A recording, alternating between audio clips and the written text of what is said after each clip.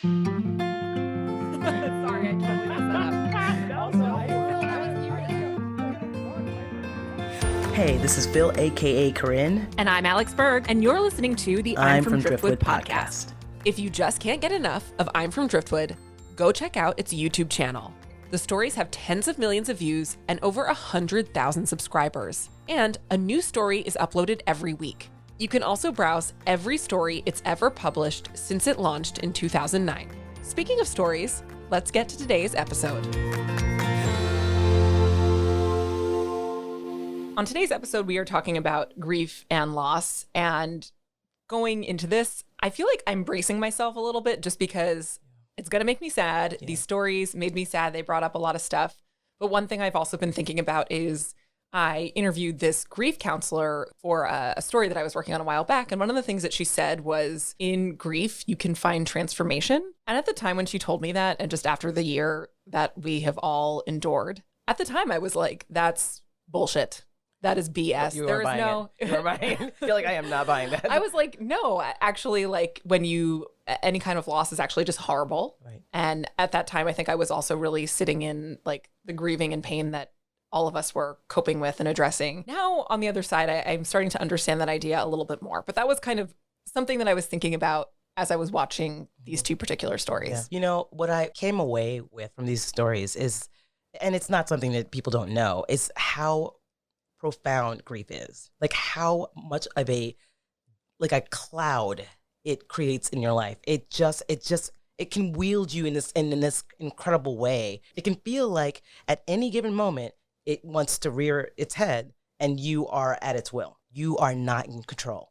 It shows up when it feels like it. It does what it wants. You don't know. It's like that guest that you didn't know was coming to your house, and it's like next thing you know, they're at your door, and you're like, "I'm sorry, wait, what? Did we have a play date?" That is such a good analogy of the guest just showing up whenever it wants. Because the other thing too is, I think a lot of times we love to think about time and everything in such a linear pattern, and I think the idea of the guest that just shows up uninvited whenever they want is that grief is also non-linear, and you can't predict how you're going to feel or when you're going to feel. Right. I mean, you could see that with Michael's story. It was like, whoa, he didn't want to pick up those ashes. My partner Chase died October 23rd, 1993, which was 10 years to the day that we met. I had, after that point, sort of receded behind the walls of our Beacon Hill apartment. Having lost Chase, my best friend Randy, and dozens of friends before them, left me with sort of a paralyzing numbness. You know, I cried all my tears, and I had just packed it away for the winter, you know, behind those walls, and really just stopped feeling anything. You know, the feeling was just too difficult at that time. And I'd had Chase's body cremated. And I'd gotten several notices from the crematorium to pick up Mr. Leon's ashes, you know, and I just couldn't do it. Yeah, I guess it was the finality of the situation, but I just couldn't make myself go out into the cold, brutal Boston fall, winter, and pick those ashes up. So they just stayed where they were. They were in 4 boxes because Chase had requested that his ashes be disposed of in 4 different places, and I could foresee a future where I was going to have to divide ashes into 4, and I wanted no part of such a thing, so I asked them to do that. So they were holding those 4 boxes in South Boston somewhere, and I was doing my best to just avoid the whole ash situation. Christmas was approaching, and as I said, I was just so depressed. And Christmas is my favorite time of year. You know, I was always of the, if it doesn't move, decorate at school of Christmas decorating, you know, and crazy with Christmas. And Chase wasn't as much so, but he enjoyed the fact that I enjoyed it so much. Well, it was just me. And I started realizing I didn't buy any Christmas presents that year, didn't bake any cookies, and just didn't do all the things that gave me so much joy usually.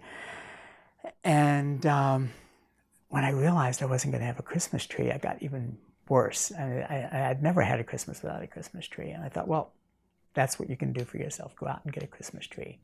So I did. I went out and got a Christmas tree. I put it up, started decorating, and I had all the boxes of stuff out, and that, and I had carols on, I had mulled cider, if I'd planned ahead, maybe I would have invited people over. It would have been better, but I hadn't. And so I wouldn't have been there wallowing in self-pity, but that's just what I was doing, wallowing in self-pity. And I remember just like getting partially done, and I just sat down on the chair and ornaments in hand and surrounded by this mess. And I don't know how long I'd been that way, and the doorbell rang. And couldn't imagine who it was, but we had a garden apartment, so I had to go outside into the cold, into the garden, and open the big gate that I'd been hiding behind for months. And there was this skinny man, and all dressed in black, of course, with what Dickensian-looking man, that right out of central casting for somebody who would be delivering ashes. There were 4 boxes in his hands, and I recognized them immediately, Chase's ashes. So I walked back into the house and closed the door and sat down where I was before the doorbell rang with those 4 boxes. They were all like little cubes about that big, 4 of them, just resting heavily in my lap. All that pent-up grief that I'd just been storing just all came out at that moment. It was just... And possibly at what was the worst moment of my life, through the bleariness of all this crying, I looked down at those boxes, just holding them in my arms, and I noticed a little yellow Post-it note on top of one of them. And I just kind of wiped my eyes and read it, and clearly it was meant to be removed before the boxes were delivered, but it said, "Deliver 4 boxes of Leon to Michael and Anastasio." And this struck me as funny. In the midst of all that crying, I thought of Chase had a great sense of the absurd. And all of a sudden, it was like I was seeing that note through his eyes, "Deliver 4 boxes of Leon." That was his last name, Chase Leon. 4 boxes of Leon. And all of a sudden, I started chuckling. And then I started laughing. And then suddenly the laughter was as uncontrollable as the crying had been. It was like I had released so much grief that all of a sudden, this one little Post-it note that some little office worker must have written out and stuck on there saved my life. I think probably what it did was it resurrected him for a minute, because I saw that note through his eyes, 4 boxes of him, and just the thought of 4 boxes of Chase, it's too funny, and I looked around that room, and it may sound corny or whatever, but it was like everything in that room came to life suddenly. There was so much death and dying and sadness in that room. And then all of a sudden, it just sparkled with life. Everything that I saw, it was just like he was in every molecule around me.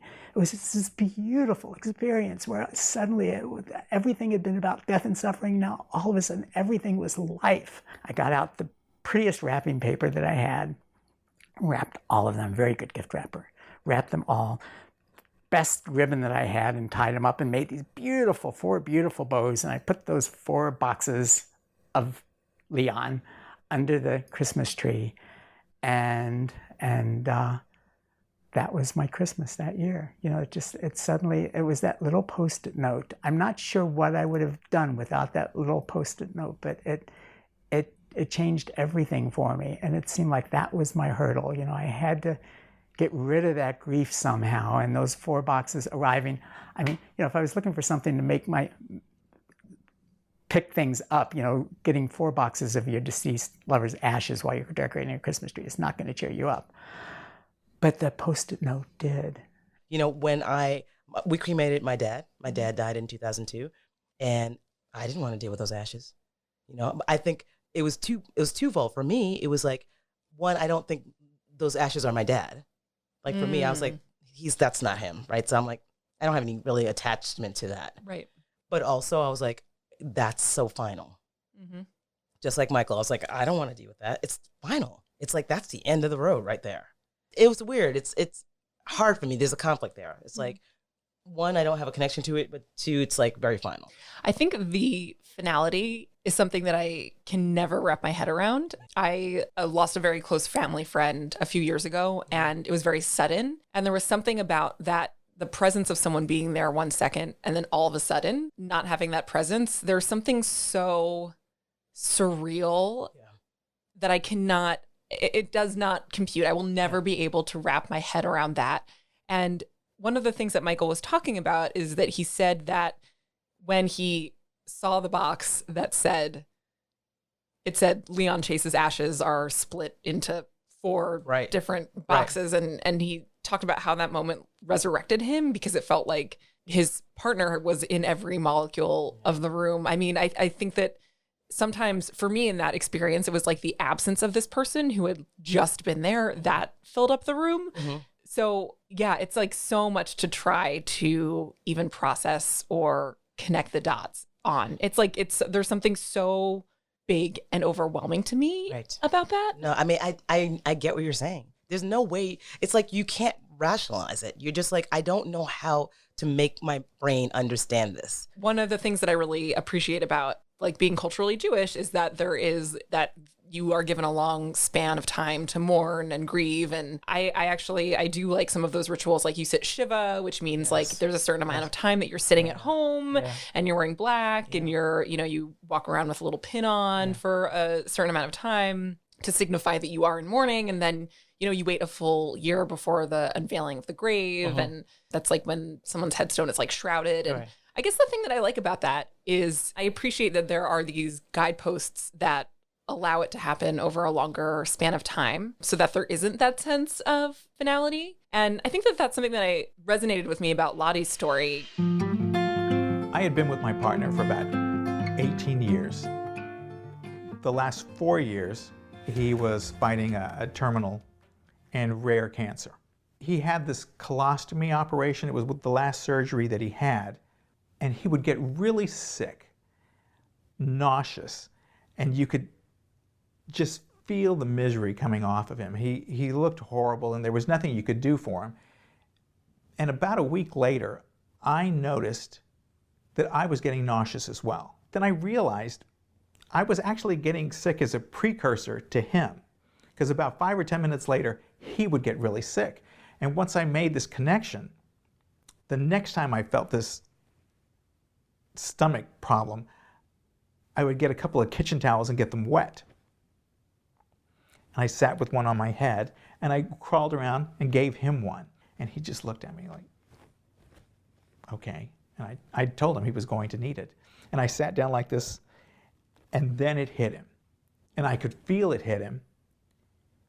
And he just looked at me because he didn't know what was going on. And I just pointed at the towel, and he grabbed it, and we both sat there with towels on our head until the nausea finally passed, and then we were both better.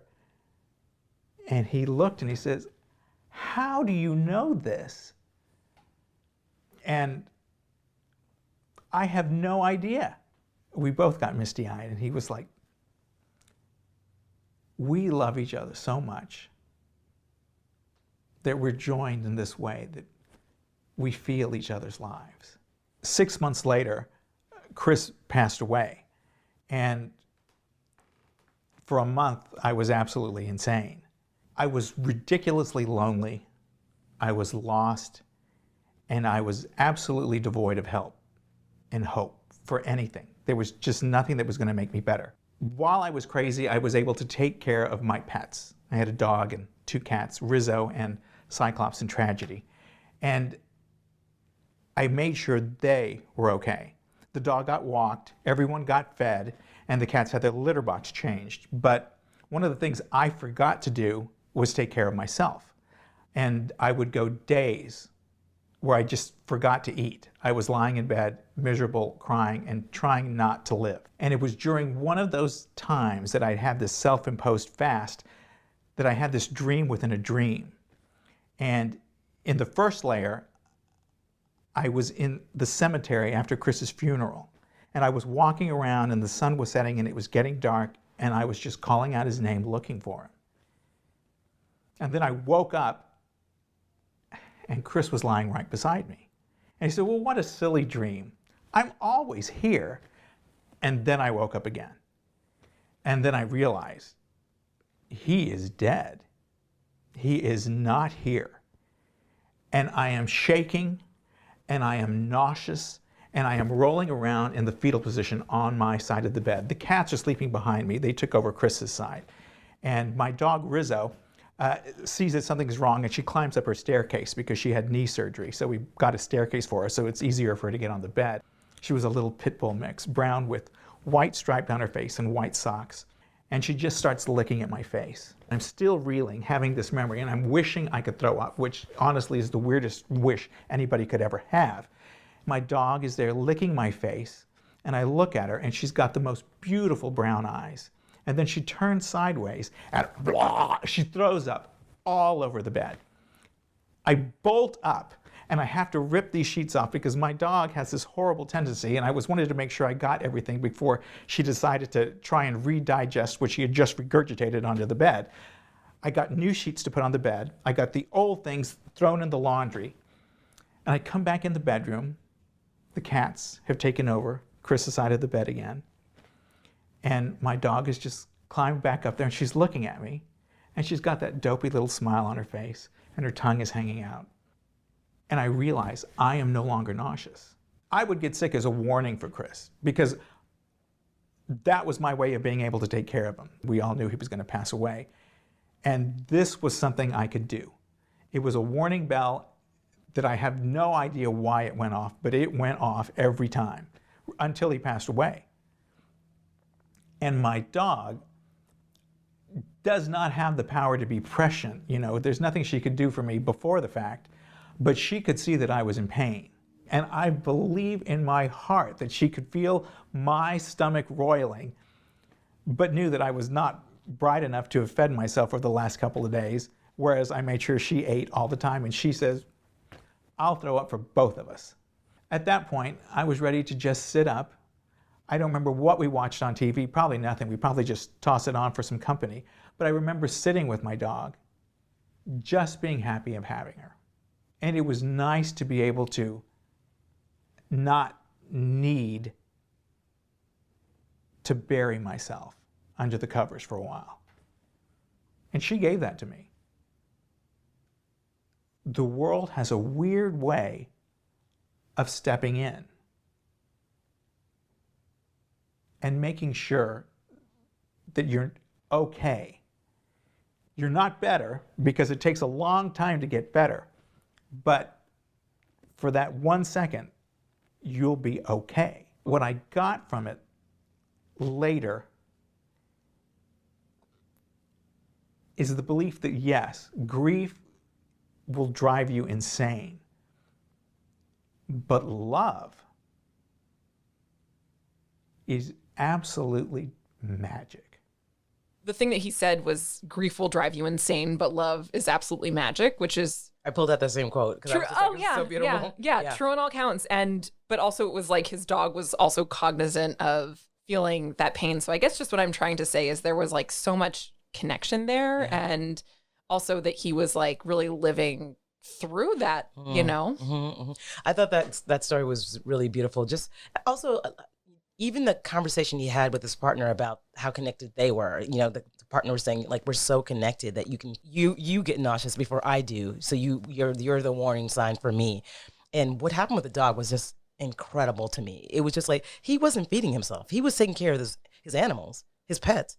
You know, Lottie was taking care of his cats and his dogs, but he couldn't take care of himself at that moment. And for the dog to be just like, okay, well, I'm just going to bring this up and we're going to all feel better. We're going to do that together. Like, I mean, that is, talk about man's best friend. I mean, like, that's pretty incredible, right? But it's like such a beautiful thing when you think about like how there are these things that happen, just like what happened with Michael with the Post-it. It's just like these things that happen that are not things that you can explain logically. Because what Michael talked about with like feeling his partner, you know, seeing that Post-it and then laughing and feeling like the absurdity of like the Post-it and then just thinking about like how much it connected him to the absurdity of his partner's humor. It just like, wow, what, like the entire room, he said, was like enlivened with his partner's energy. And I was like, that is incredible. That's not something you could ever plan for. That is not something you would expect. And that's what's interesting about grief, because it gives you, it takes away, but it also gives. And it's just insane, because you think it's just taking. You think it's just cutting you down at every angle, but it's also giving in this beautiful way. I mean, I feel like that's why I appreciated both Lottie and Michael's stories, is also because they're filled with like so many different kinds of strange emotions of stuff that's happening that's like really unpredictable, and how they're coming to terms with what happened themselves and like how they're working through it now. And so, yeah, I appreciate that they both were able to convey the kind of full range of human emotion and not just make it so flat, you know, but it's one-dimensional. Right. And it's the thing is like, it's anything but flat. That's the thing about grief. It's anything but flat. Like, and we can connect to the crushing blow of it, but there's more to it. There's just much more to it. Were there similarities that you saw between their stories? Obviously, the weight of grief, like they were being crushed by the weight of grief. Like you could see that. And you can also see them, I think more so Michael and Ladi, that you can see him trying to run from it. You could see him trying to outrun it. And that's the thing. It's like, you can't outrun it, really. You know, it's going to catch up with you on some level. So I think those are the two things I saw. I mean, what about you? I would say yes, loss of a long-term partner, just, you know, slogging through the pain of it all, depression, trying to find a way to cope, eventually coping. And then just, I think that like there's so many cliches also around grief and sadness, but I feel like one that actually is true about grief is that you do learn just to live with the loss. And that actually, I know for me, the coping has come from just learning to live and like navigate the loss better and becoming, I guess, a little bit more desensitized to it in a way. And so I feel like that kind of happened for them both. The one other thing it made me think about is I really hate when something awful happens or someone dies and people tell you it's gonna be okay or it's gonna be fine. It's like the worst thing to say to somebody. I'm like, you can just say, this really sucks. Right. And I'm here to walk through the pain with you, or I'm here to sit through this with you. Right. If you want me to. Right. It made me think about that. How angry you get. But let me just say, I think you should say nothing if you rather say that. It's like, if it's between saying absolutely nothing and saying it's gonna be okay, I'm like, it's okay for you right now. It ain't okay for me. It's not okay. I mean, I literally had a family member die this week. And it's an extended family member, the mother of one of my sort of aunts by marriage. And I called her today. And, you know, it's even making that call, you're like, oh my God, like, this is so scary that I don't know how to do this. And for me, in those moments, I'm like, it's not okay not to say anything. Yeah. Like, I would rather sit with my discomfort with not knowing what to say as opposed to just not saying anything and showing up and being like, I see this loss and I get it. And I am here. And we just got on the phone. We had this beautiful conversation remembering her mom and how much life she had. And it was just like, I was so happy that I didn't let my discomfort shut me down. Right. So yeah, I mean, don't say it's, please don't say that. Please don't say it's okay. Don't say that, please. It's just not okay. It's like, you're not holding space for someone's emotions, really. Right. You know, you're just like shutting down. Yeah. You're like, nope, it's going to be fine. It's fine. It's okay. Well, I love what you said about just saying like, I'm here. Yeah. Like, I feel like sometimes just affirming that something awful has happened and that you're just, but a lot of times what it is, it's like what the grief feels like. It's alone. You're alone in it. Like, you're not navigating with people so much. You're like trying to make your way through it alone. So if somebody's there and it's like I'm gonna walk through this with you. Like, I got you. That's so helpful. You know, it's gonna be okay. We started off this conversation. I talked to this grief counselor who said that the transformation can come out of grieving. And at the time I really was like that's bullshit. I wanted to be like, F you. Right. Like, how do you say I'm that? in just the pits of despair. Right. How can that be? And now being on the other side, I do kind of see like, I think some of my priorities have changed after this past year. I was talking about how, you know, this is a moment where I think that I don't know anyone who has really been able to grapple with the loss of this past year. And I think we recently passed, 600,000 deaths from COVID in the US. I think, you know, also we're reckoning with so many different kinds of grief. Like, just, we've witnessed so much police brutality this past year, so much other kinds of loss. It's just been really awful. And a lot of us have had in our personal lives, we know people who have died from COVID. And so to me, that's kind of most immediately top of mind. So I'm just curious about the way that you're thinking about this in terms of what good can come or what you get from grief? Yeah, I think the darkness of it, like what we were talking about, that pit of darkness, where you really can feel like I don't even think I will ever feel like myself again. You know, maybe I can talk about my own experience. Like I've seen experiences here and there where, like, take for instance with my dad. Like when my dad died, I remember we were at his memorial and I had to speak that day, and I remember being like, this is probably the hardest thing I've ever had to do. And I did it, and it was great. And at the end, I'm thinking to myself, okay, I'm just glad I made it through that. At the end, someone that I didn't know that knew my dad came up to me and just started telling me all these beautiful stories about him. And I was just like, it was like such a gift. And I don't think, I'm not saying that was given to me by grief, but it's just like, there's these beautiful moments. It's almost like you're in this like huge land of like mud and muck. And every once in a while, there's this beautiful shining object that you find, and you're like, and you prize it out, and you're like, oh my God, I don't even know if I could have appreciated this before. I don't even know if this would have like caught my eye before. And today I can see it. And I'm like, wow, this is beautiful. This is amazing. Like, and so it's just, I think it's moments like that. And it's just like, you don't know you can't plan for them. It just happen, you happen upon them. And I feel like that's what it's like.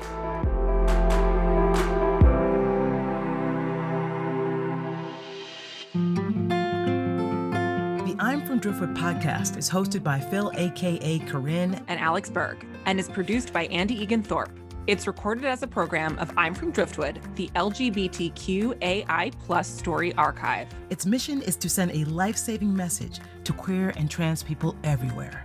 You are not alone. I'm from Driftwood's founder and executive director is Nathan Mansky. Its program director is Damian Middlefelt. Our score is provided by Elevate Audio. The stories you heard today are available in their entirety, plus thousands more, at imfromdriftwood.org. You can also follow us on Instagram, Facebook, and YouTube. Or subscribe to our podcast wherever you get your podcasts. This program is supported in part by public funds from the New York City Department of Cultural Affairs in partnership with the City Council. Additional funding is provided by the Humanities New York Sharp Grant with support from the National Endowment for the Humanities and the Federal American Rescue Plan Act. Thanks for listening, y'all.